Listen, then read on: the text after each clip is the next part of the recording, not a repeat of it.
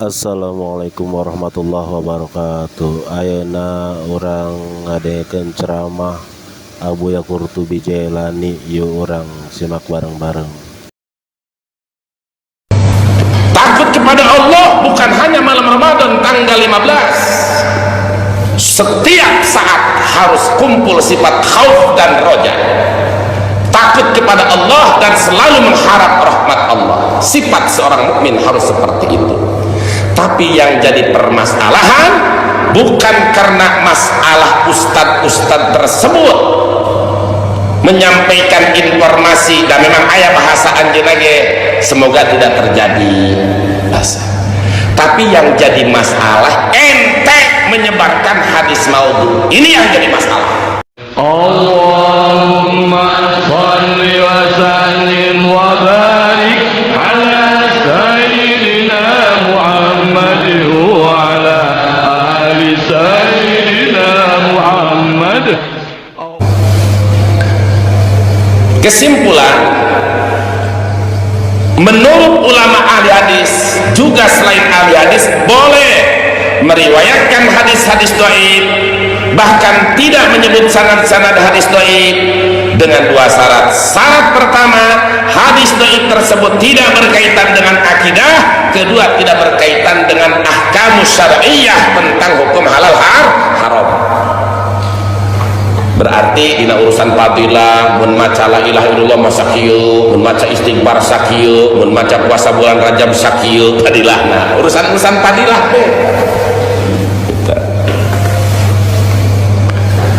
bi khilafil ahadisil mawdu'ati fa innahu la yajuzu riwayatuha illa ma'a bayani wadhiha. Berbeda dengan hadis maudhu. Mungkin kurang terakhir tuh dina tarik tadi itu di ujung hadis maudhu pembahasan dina kitab Baiquniyah mah, yaitu dina bab wal kadibul mukhtalatul masnu'u 'alan nabi fadzalikal maudhu'u wal kadibul mukhtalatul masnu'u 'alan nabi fadzalikal maudhu'u. Bagaimana tentang hadis maudhu?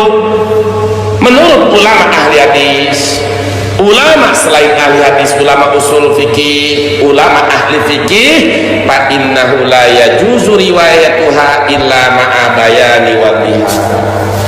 Tidak boleh meriwayatkan hadis maudhu kecuali sekaligus menjelaskan kedudukan maudhu'nya.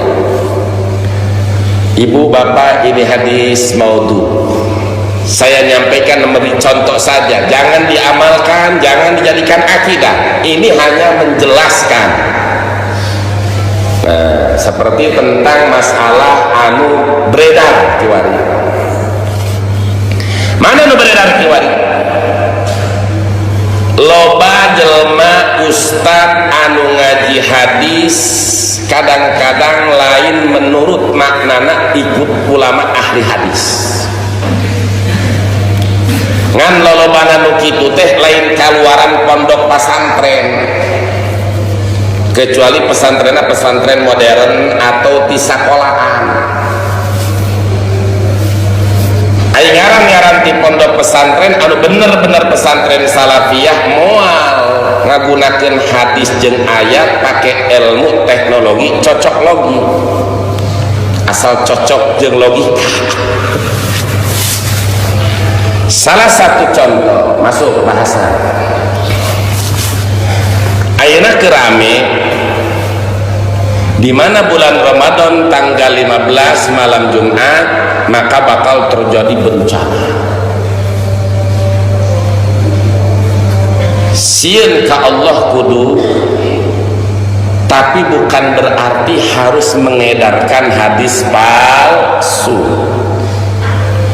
Pertama, fakta hampir 8 tahun atau 7 tahun sekali terjadi Ramadan itu malam 15 malam Jumat. Silahkan fakta dibuka.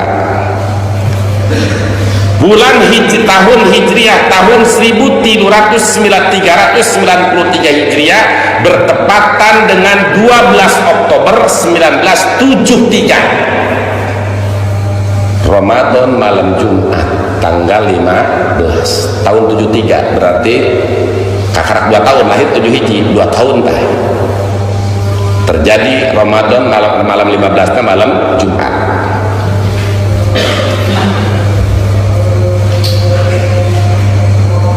Delapan tahun kemudian, tepatnya tahun 1401 Hijriah,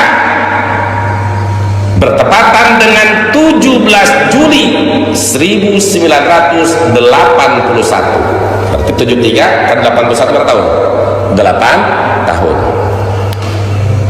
Di Ramadan tahun 1401 terjadi malam 15, nah itu adalah malam Jumat. Jadi setiap awal Ramadan pada Jumat, maka otomatis 15 Ramadan malam Jumat tahun 81. 8 tahun kemudian, tahun 1409 Hijriah, bertepatan dengan 21 April 1989, sama awal Ramadan Jumat, malam 15 Ramadan malam Jumat.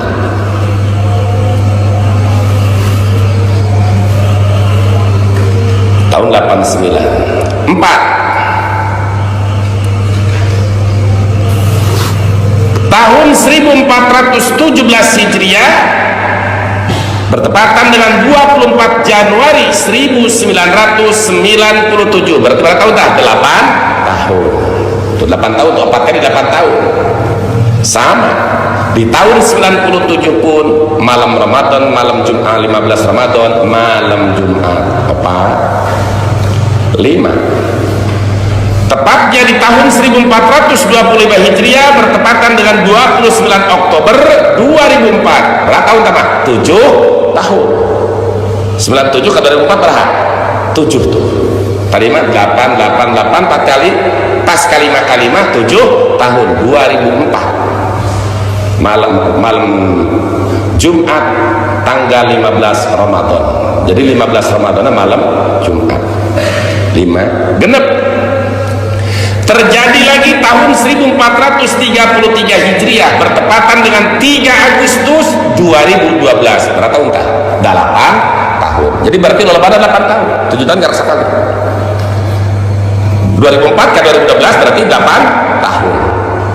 Tahun 2012 tanggal 3 Agustus 1433 Hijriah, malam 15 Ramadan itu bertepatan dengan malam Jumat. Genap tahun 2012, ayeuna tahun 2020, bertepatan 1441 Hijriah dan tanggal 8 Mei 2020. 2012 dan 2020 sabaraha? 8 tahun. Berarti tina 7 fakta sejarah anu dihitung bae 7. Anu ngan 7 tahun masa kali ngumpul. Yaitu di tahun 97 ke 2004. Jaban nama 8 tahun. Nah, di tahun 70 tahun 81, 89, 97, 2004, 2012 dan sekarang 2020. Malam Jumat, malam Ramadan tanggal 15 terjadi, yaitu pada malam Jumat. Sudah 7 kali dari tahun 71 saja. Cuma dulu tidak terlalu beredar karena memang teknologi tidak secanggih zaman sekarang. Tapi dengan adanya teknologi zaman sekarang, banyak pertanyaan, SMS, semacam-macam, muskasieunan, mempersiapkan beas, bisi kejadian, lain kita mempersiapkan beas, loba istighfar, loba tobat, tungtungan ketakutannya berlebihan. Takut kepada Allah bukan hanya malam Ramadan tanggal 15. Setiap saat harus kumpul sifat khauf dan roja. Takut kepada Allah dan selalu mengharap rahmat Allah. Sifat seorang mukmin harus seperti itu. Tapi yang jadi permasalahan bukan karena masalah ustadz-ustadz tersebut, menyampaikan informasi dan memang ayat bahasa anjeun lagi semoga tidak terjadi tapi yang jadi masalah ente menyebarkan hadis maudhu. Ini yang jadi masalah. Yang menyebarkan hadis maudhu inilah yang jadi masalah. Kenapa jadi masalah? Tadi sudah jelas dikaji dari berbagai hadis, bagian-bagian dhaif, hukum-hukumnya sampai hadis maudhu sudah jelas bahwa haram meriwayatkan hadis maudhu, hadis palsu, kecuali dijelaskan kepalsuannya. Mari kita kaji, buktikan hadis yang beredar.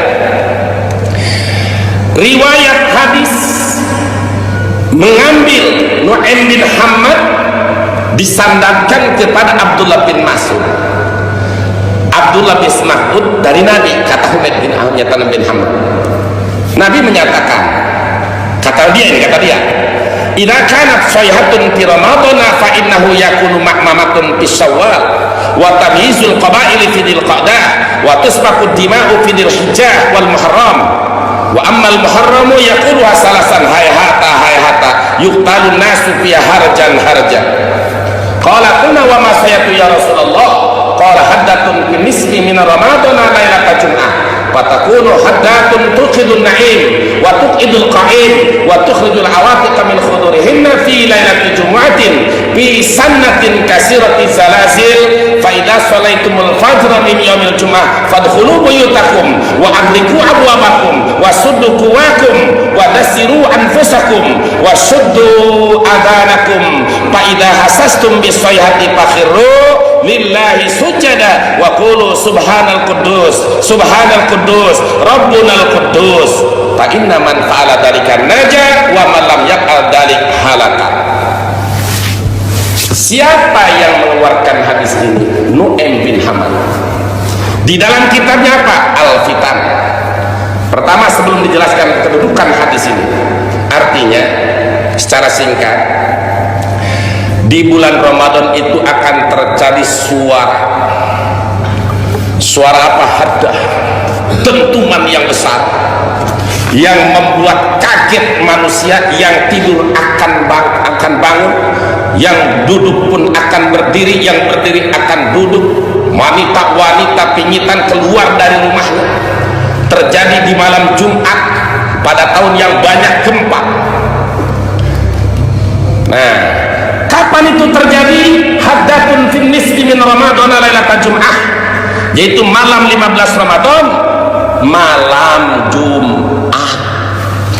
Muncul beredar video, Gus nyebar luar biasa, banyak yang ketakutan dari itu. Ingat, takut kepada Allah setiap saat bagus, khauf dan raja kepada Allah bagus, tapi bukan dengan cara hadis maudhu. Yang jadi masalahnya, masalah hadisnya ini menyebarkan hadis palsu haram. Kajian mustalah hadis yang benar. Jika terjadi seperti itu malam Jumat tanggal 15 Ramadan, maka akan terjadi dentuman suara yang dahsyat. Maka di mana kalian sholat Jumat? Nah, malam Jumat berarti malam Jumat itu kalau diikuti berarti yang ngomong begini di Arab siapa? Ya Arab, berarti waktu Arab. Namun waktu Arab malam Jumat jam 12 diurang sampai subuh jam 5. 4 jam bedanya. Akhirnya orang ngaji jam 12 orangnya. Ini jam 12 kurang 10. Berarti di Mekah ya jam 8 kurang 10. 4 jam. Malam Lailatul Nisfi. Namun terjadi itu waktu Arab tanggal 12 berarti orang masuk subuh. Lalu di situ di mana kalian salat subuh hari Jumat, fadkhulu buyutakum, ayo masuk rumah. Wa agriku ababakum, kunci pintu, tutup jendela, jaga diri, tutup telinga. Fa idza hasastum bisayhat, ketika ada suara jeritan, suara kedum-tuman, entah planet apa, langsung kalian harus sujud kepada Allah dan katakan subhanal kudus rabbunal kudus. Orang yang melakukan tersebut akan selamat, wa man lam yaqal dzalik, orang yang tidak melakukan itu akan celaka. Ini hadis adalah hadis maudhu. Mari kita kaji sekaligus dalam kajian masalah mustalahat hadis. Hadis ini hadis maudhu, tidak sah dinisbatkan kepada Nabi. Rasulullah bersabda, naudzubillah. Tadi sudah jelas kata Imam Al-Hafidz Jalaluddin Suyuti, al-khabarul maudhu syarrul khabari wa dzikruhu li alimin bihi. Seburuk-buruknya hadis itu adalah hadis maudhu, hadis palsu bagi seorang ustaz, bagi seorang kiai, bagi orang yang tahu bahwa itu hadis palsu. Haram meriwayatkannya, haram menyebarkannya, haram menyebarkannya. Kecuali jelaskan, ibu, bapak, saudaraku kaum muslimin, ini hadis palsu, ini hadis maudhu. Akan tetapi kita ayo tingkatkan ketakwaan kita kepada Allah. Jelaskan hadisnya, ngajak takwanya bagus. Ngajak takwa bukan berarti harus dengan hadis maudhu. Masih banyak hadis sahih, masih banyak hadis hasan, masih banyak hadis dhaif yang tidak derajatnya sampai kepada maudhu. Urusannya bukan masalah mengajak orang takut kepada Allah, bukan masalah penyebaran hadis maudhunya ini. Ingat, masalah urusan menyebarkan hadis maudhu. Menyebarkan hadis maudhu haram, kecuali dia jelaskan ini derajat hadisnya maudhu. Kenapa ini dikatakan maudhu? Mari kita kaji dalam mustalah hadis, rijalul hadis. Ini yang menulis hadis ini adalah Nu'aim bin Hamad. Di dalam kitab dia yang namanya kitab Al-Fitan. Siapa yang menyatakan hadis ini maudhu? Bukan orang. Al-Imam Uqaili, Imam Ibnu Jauzi, termasuk Imam Az-Zahabi, termasuk Imam Ibnu Hajar. Satu, hadis maudhu. Dua, fakta sejarah. Tadi mulai tahun 73 sampai 2020 7 kali malam nisfu Ramadan, 15 Ramadan, malam Jumat. Fakta sejarah 7. Wacana kiai tadi majelis supaya eling ke Allah, supaya bagus ngelingan ke Allah nama, tapi ulah menggunakan hadis maudhu. Intinya jangan menggunakan hadis maudhu. Bukan masalah tidak boleh mengajak orang, boleh kita targhib dan tarhib kepada orang, bahkan dengan hadis dhaif sekalipun tadi sudah jelas boleh, tetapi dhaif itu tidak sampai kepada derajat hadis maudhu.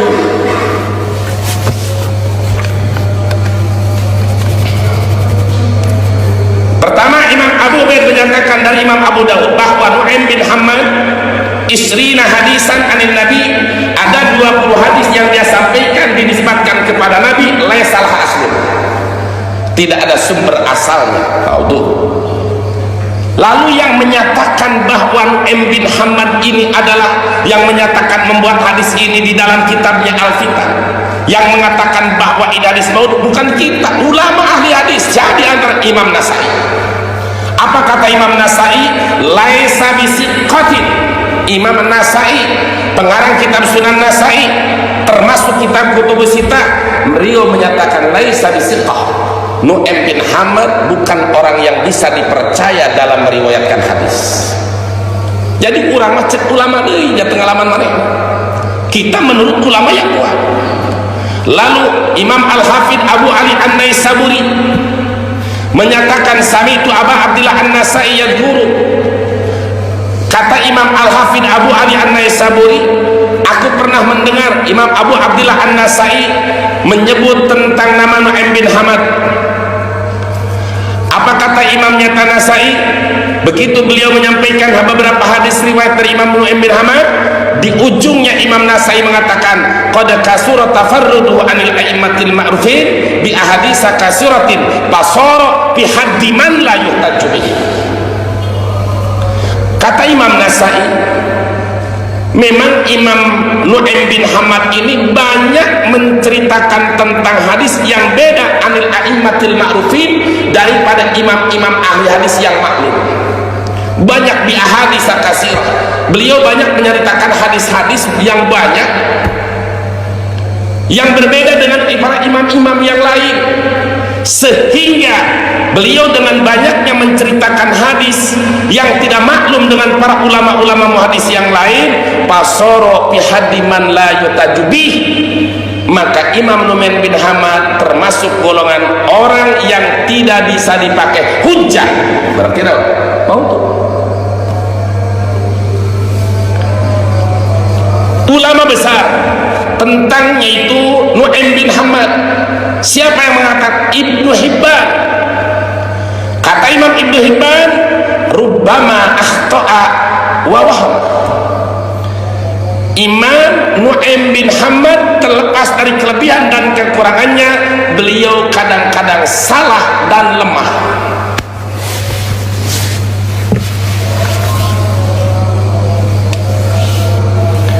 Lalu mengatakan, la yajuzu li ahadin ayyutajabih. Tidak boleh seseorang menjadikan hadis beliau yang dikarang di dalam kitab Al-Fitan.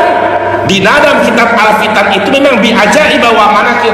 Kitab Al-Fitan itu menjelaskan hadisnya memang ajib-ajib, antik-antik, munkar-munkar, beda dengan yang lain. Memang orang Indonesia sukanya yang ajib-ajib gitu, antik-antik. Sudah dibahas oleh ulama muhaddisin terdahulu. Bahkan Imam Ibnu Adi setelah Imam Hanyata menjelaskan tentang tadi, beliau menyatakan, qad kana ahadu man yatasallabu bis sunnah wa mata fi minatil Qur'an bil habsi wa amamatu ma ankara alaihi wa ma dzakartuhu wa arju ayyakuna bakarisi mustaqimah. Termasuk hadis tadi adalah hadis maudhu, dan semoga hadis beliau yang lain adalah masih lurus. Beliau memang wafat di penjara pada zaman yaitu masalah fitnah hukum Al-Quran makhluk. Beliau tetap tidak mau menyatakan Al-Quran makhluk. Bagus, dirinya nama hebat, luar biasa.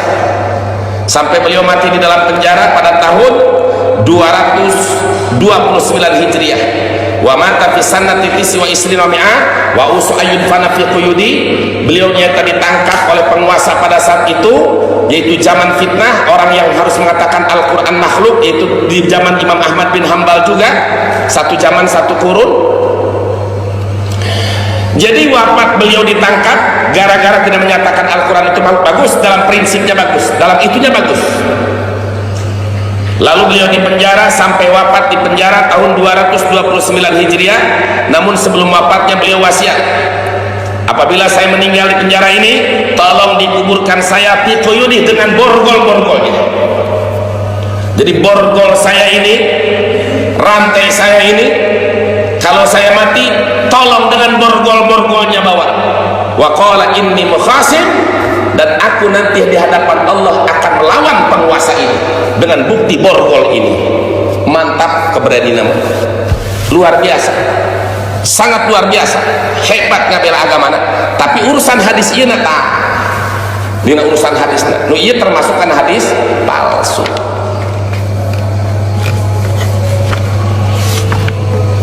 Jadi hati-hati.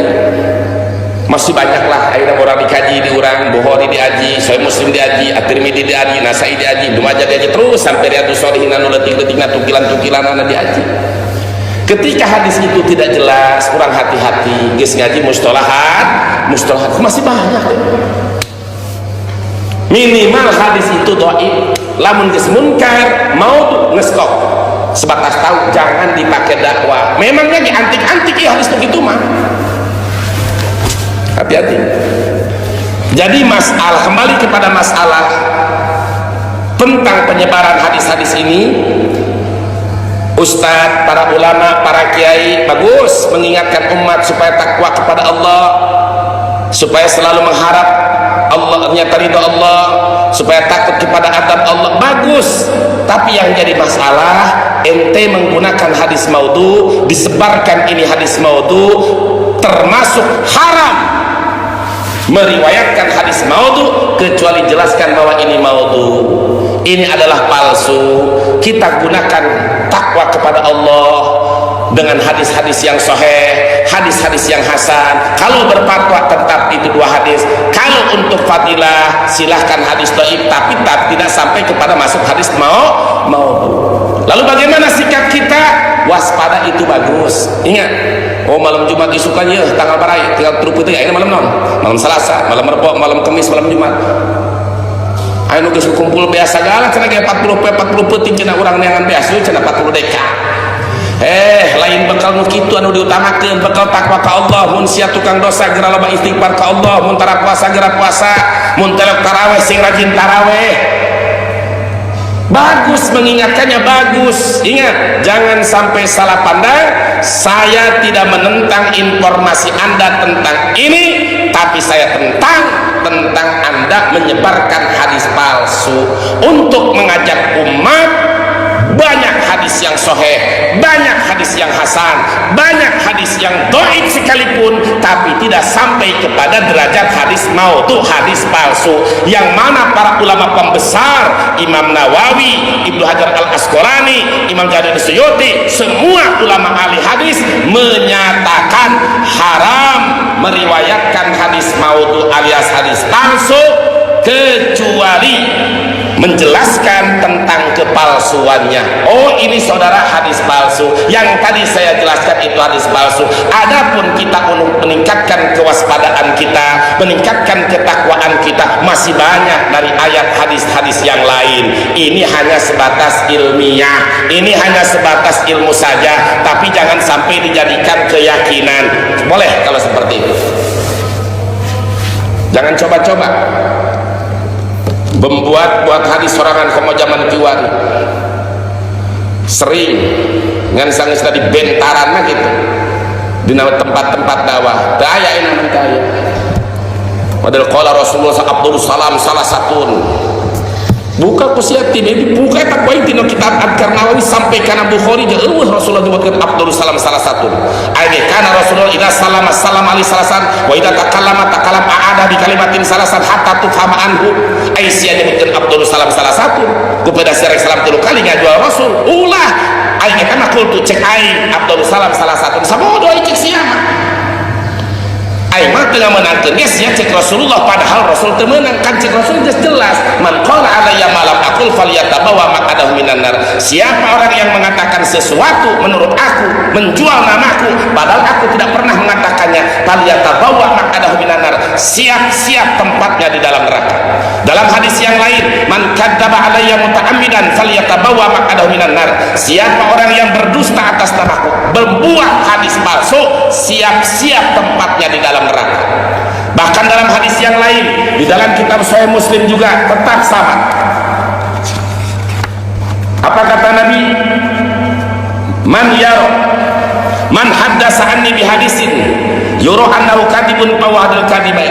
Siapa orang yang menceritakan satu hadis dariku padahal dia tahu hadis itu bukan dariku, hadis itu palsu, dia tahu itu hadis palsu, lalu dia riwayatkan, dia sebarkan, bahwa ahadul kadibain, maka dia yang menyebarkan salah satu di antara dua pendusta. Satu pendusta yang membuat, kedua lu yang meriwayatkannya.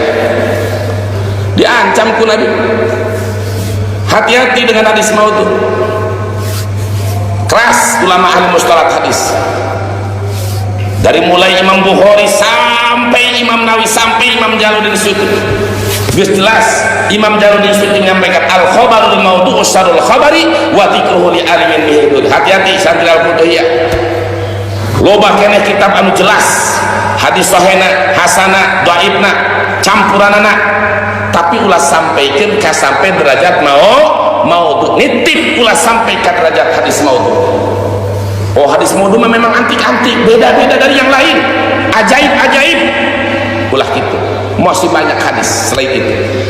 Kenapa diancam? Selain daripada ulama, memang Rasul menyatakan orang yang membuat hadis palsu itu malam akul falyatabawa maq'adahu minan nar. Siap-siap beteungna sing kandel jeung neraka neraka. Naudzubillah summa naudzubillah min dzalik. Wa qala al-Imam an-Nawawi rahimahullah. Lalu Imam Nawawi menyampaikan, dan Imam Nawawi pun bukan atas dasar pemikiran pribadi, beliau juga mengambil qala ulama minal muhaddisin wal fuqaha. Ulama sekali berimam Nawawi, ulama sehebat Imam Nawawi, ulama yang tinggi ilmunya seperti Imam Nawawi, masih tetap beliau juga taklid tentang ahli. Langsung itibat tidak. Apa kata Imam Nawawi? Qala ulama minal muhaddisin wal fuqaha. Para ulama ahli hadis, para ulama ahli fikih menyatakan ya juzu wa yustahabul amalu fil fadail wa targhib bil hadis dhaif. Boleh bahkan disunahkan mengamalkan yang berkaitan dengan fadilah-fadilah amal, dengan targhib supaya masyarakat semangat tentang pahala, juga tentang tarhib, menaknya manusia takut dengan adab, takut dengan siksa, takut dengan bencana. Boleh bil hadis dhaif, dengan hadis dhaif malam yakun maudhu'an, selama hadis dhaif tersebut tidak sampai kepada derajat maudhu, tidak sampai kepada derajat palsu. Apabila sudah jatuh kepada palsu seperti tadi, menurut para ulama hadis itu palsu, maudhu, jelas itu hukumnya haram meriwayatkannya, kecuali dijelaskan pula. Saudara, sudah saya jelaskan, saya simpulkan hadis ini palsu. Tidak boleh dijadikan keyakinan, tidak boleh dijadikan akidah. Sebatas ilmiah pengalaman boleh, tapi jangan dijadikan keyakinan. Apalagi ketakutan yang berlebihan, berbahaya.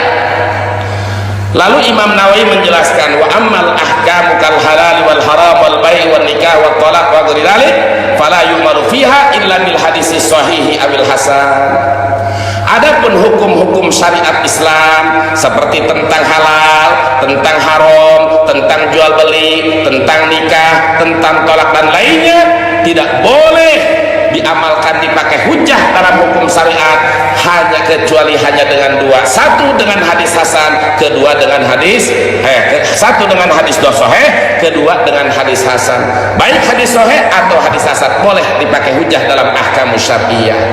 Juga Imam Nawawi menyatakan, illa ayyakuna fi ihtiyatin fi syai'in min dalik, kecuali dalam situasi kondisi kita kehati-hatian saja, seperti umpama ada hadis dhaif bikarohati ba'dil buyu, hadisnya dhaif memakruhkan sebagian jual beli macam ini tidak boleh, makruh. Atau sebagian hadis dhaif menjelaskan tentang wanita-wanita yang makruh dinikah seperti ini, sekalipun itu hadis dhaif, kalau tidak sampai kepada derajat maudhu, fa innal mustahabba ayyatanazzaha anhu walakin la yajib, maka disunahkan kita harus berlepas diri, yaitu harus bersih dari melakukan jual beli yang dimakruhkan atau pernikahan yang dimakruhkan, akan tetapi tidak wajib kita harus melepaskan diri, tidak wajib, hanya sunnah saja, karena hanya kehati-hatian.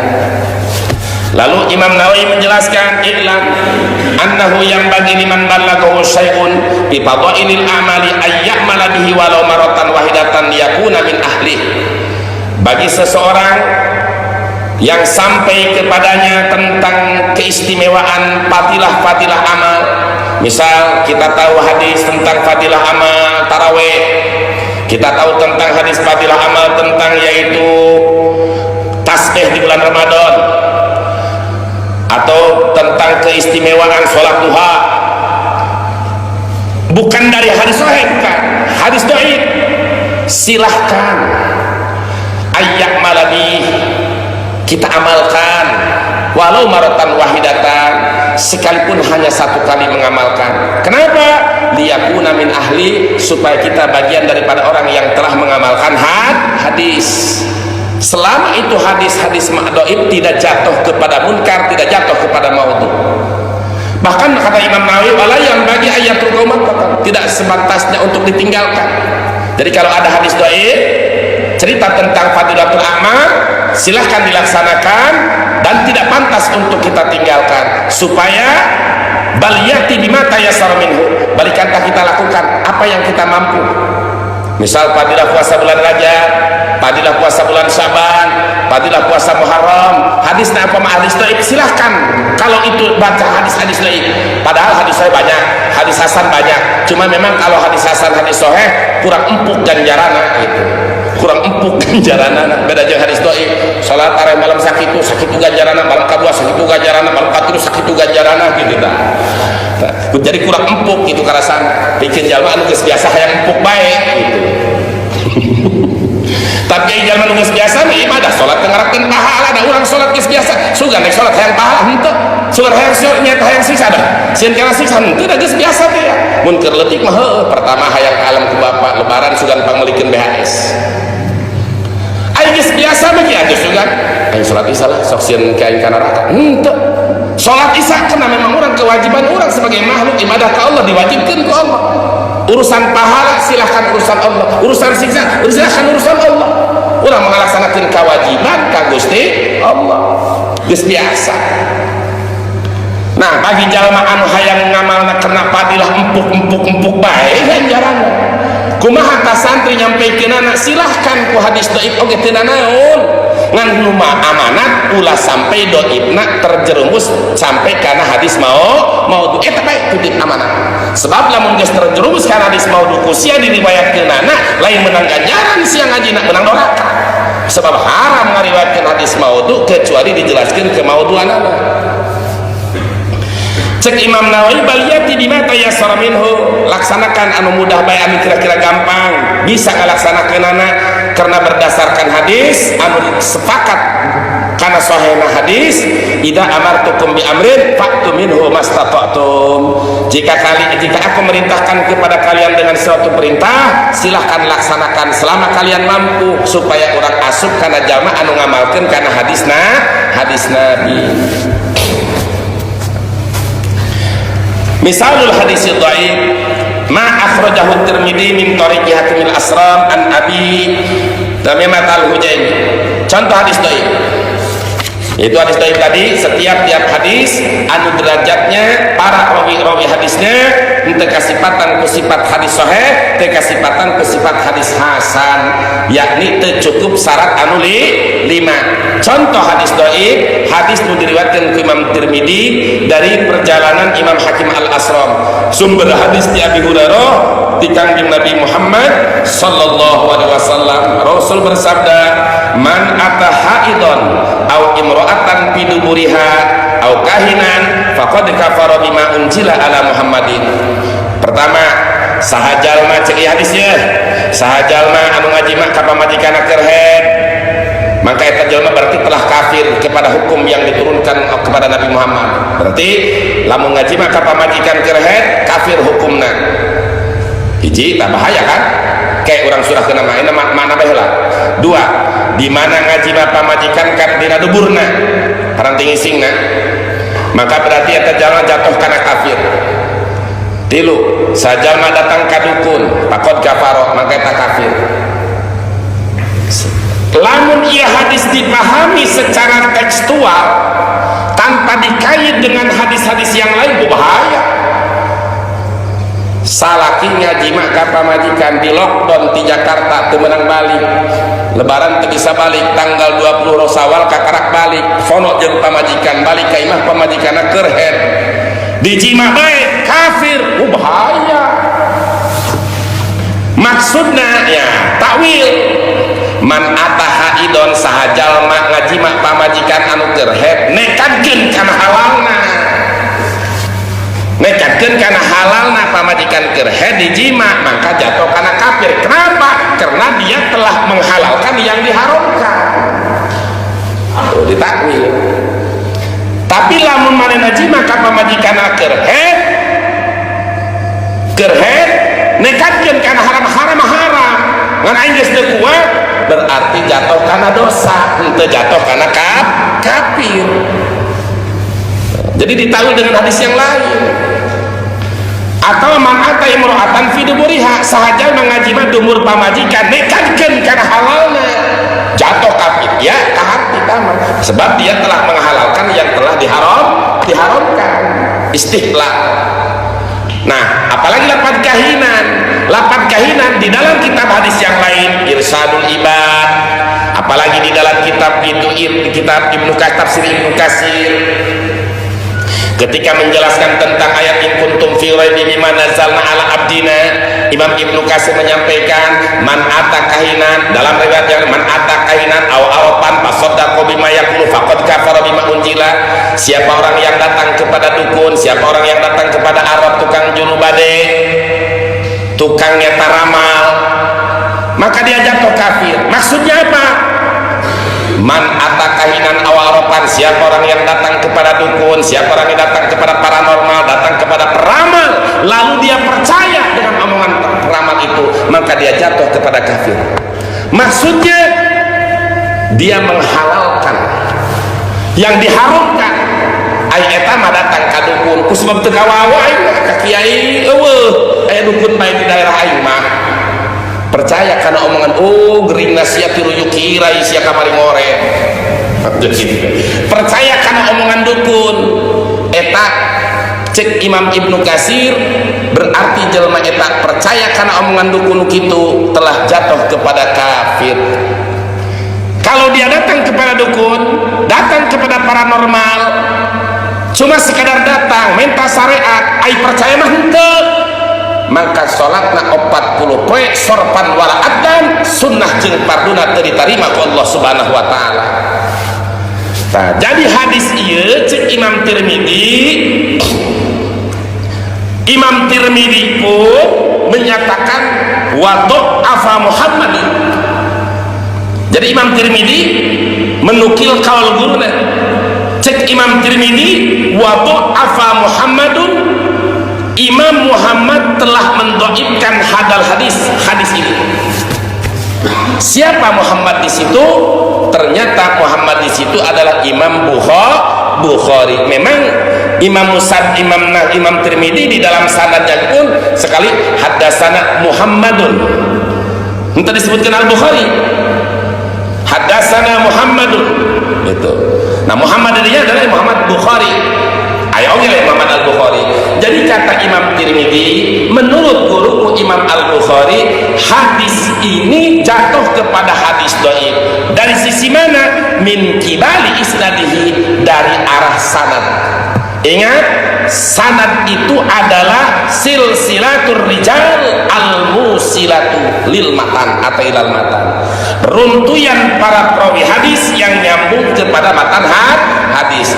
Kata Imam Bukhari, hadis man ataha idan aw imro'atan itu dari sisi sanadnya dhaif. Dilihat siapa sanad di situ. Oh, ternyata di situ sanadnya ada Hakim Al-Asra. Menurut para ulama muhaddisin, ulama ahli rijalul hadis, wa qad dha'afahu ulama. Para ulama muhaddisin telah menganggap Imam Hakim Al-Asram itu sebagai lemah hadisnya. Bahkan faqad qala anhul Imamul Hafidz Ibnu Hajar rahimahullah. Imam Al-Hafidz Ibnu Hajar. Nah, dalam ilmu hadis Ibnu Hajar ketika dalam hadis yang dimaksud biasa Ibnu Hajar Al-Asqalani. Lamun dina fikih qala Syekhuna Fatul Ibnu Hajar Al-Haytami, pengarang Tuhfatul Mu'taz. Jadi Imam Ibnu Hajar Al-Hafidz Ibnu Hajar Al-Haytami ahli fikih. Imam Al-Hafidz Ibnu Hajar Al-Asqalani sahibu Fathil Bukhari, beliau mencatatkan di dalam kitabnya Taqribut Tahdzib, apa kata beliau? Fihi layin. Hadis tadi diriwayatkan dari perjalanan Hakim Al-Asram, yang mana Hakim Al-Asram itu fihi layinun, lemah, itu sopan. Sebab supaya ulama masuk karena gibah, lemah, ilmu jarhi wa ta'dil, lemah, lain. Lamun ngaji mustalah hadis fihi iku tetap ing dalam ya hakim layinun utawi lemah lembut. Jadi ki hakim teh ibu bapak ulama anu lemah lembut kolongo. Maksud bihi layinun, Imam Hakim Al-Asram itu derajat hadisnya lemah. Oleh karena itu tidak bisa hadis tadi dipakai ketetapan hukum. Karena apa? Sudah jelas bahwa menetapkan hukum itu harus dengan hadis sahih atau hadis hasan. Maka hadis dhaif tadi perlu ditakwil. Setiap hadis dhaif berkaitan karena hukum harus diperkuat oleh hadis hasan atau harus hadis sahih. Contoh, siapa orang yang menjima istrinya pada saat haid tadi jatuh kafir. Maksudnya apa? mustahilan, dia anggap halal jima kepada istri yang sedang haid dan menghalalkan jima tersebut, maka dia jatuh kepada kafir. Kafirnya bukan dari perbuatan jima dengan istrinya, karena dia telah menghalalkan yang jelas-jelas diharamkan. Jadi istihlal. Kalau sekadar dia jima dengan istrinya sedalam keadaan posisi sedang haid, yakin hatinya pun meyakini bahwa ini haram, ngan geus nafsu geus teu kawawa, eta kan ukur jatuh kana dosa, henteu jatuh kana kafir.